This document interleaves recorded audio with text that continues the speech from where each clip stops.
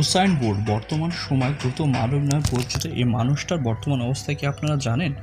এই মানুষটি একসময় আনবিটেবল রেকর্ড তৈরি করে গেছে। তা হলো 2009 সালে 100 মিটার রেসে মাত্র 9.58 সেকেন্ডের মধ্যে কমপ্লিট করে। তার 4 দিন পরে আবার 200 মিটার রেসে 19.91 সেকেন্ডে কমপ্লিট করে, যা আজও বর্তমানে আনবিটেবল।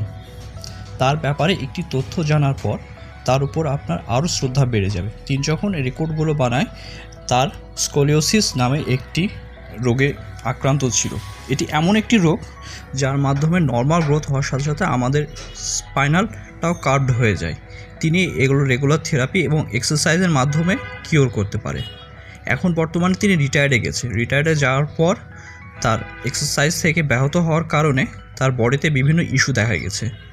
এখন এটা থেকে আমরা যে শিক্ষাটা পেয়ে থাকি তা হলো যে পৃথিবীতে তারা কখনো সফল হয় না যারা অতিরিক্ত বুদ্ধিমান ও চালাক।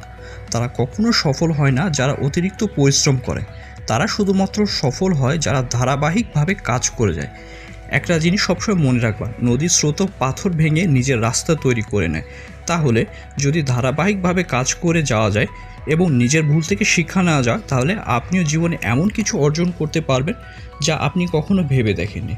ভিডিওটি ভালো লেগে থাকলে অবশ্যই লাইক এবং সাবস্ক্রাইব করবেন। ধন্যবাদ।